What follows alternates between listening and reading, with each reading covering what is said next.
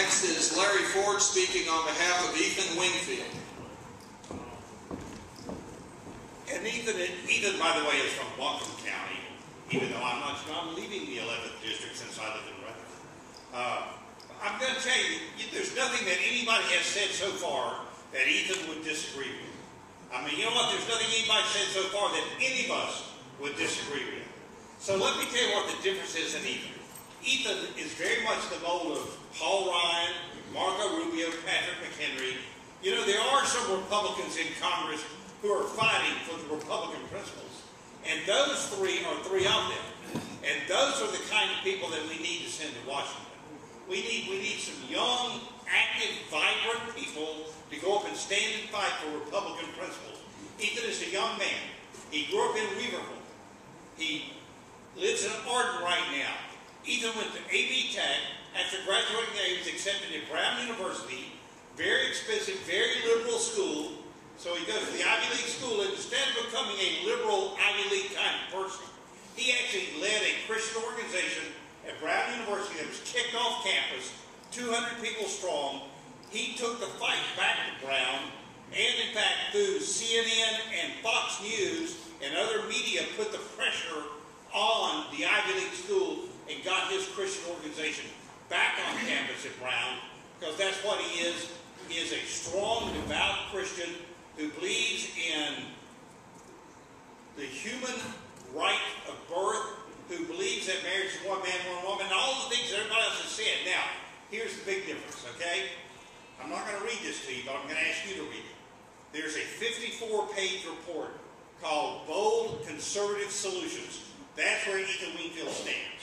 It is on our website, ethanforcongress.com. He will tell you how he's going to vote. He will tell you what his plan is. He also has endorsed Paul Ryan's plan for the budget of the United States, the only candidate who has done that. And I will tell you that a lot of what he says is what Paul Ryan said and says. And in fact, Paul Ryan is now a leader in America, a leader of the Republican Party, who was elected at a very young age, and Ethan Wingfield will be the same thing. Thank you very much.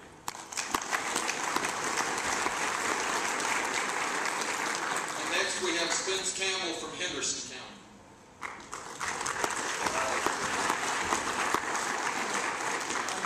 Lucky number 7, and the time is up. See you after lunch.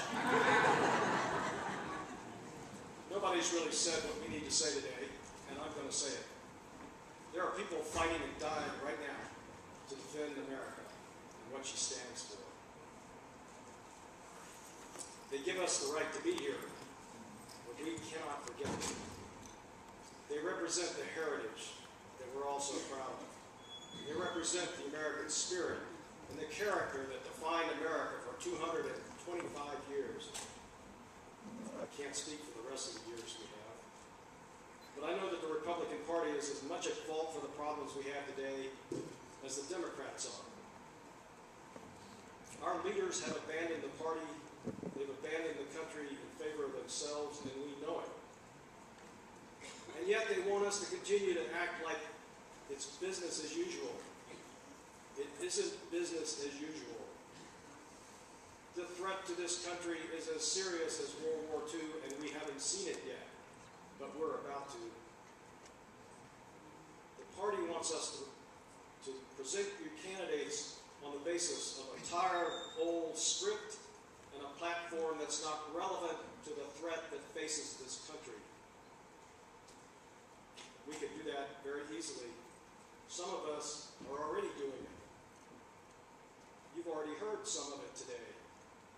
You won't hear it from me, because I think the Republican Party is more important than that. My 40 years plus of service in the military and in my community tells me that America is still the greatest country on the face of the earth, but we have to step up to the challenge.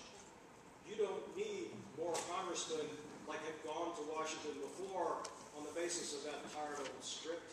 We lost the last 3 elections because of that tired old script. It's time for a new script.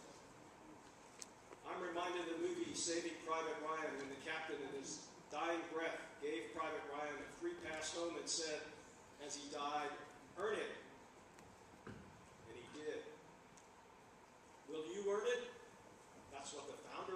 us to do. Our leaders are not earning it, they're buying it.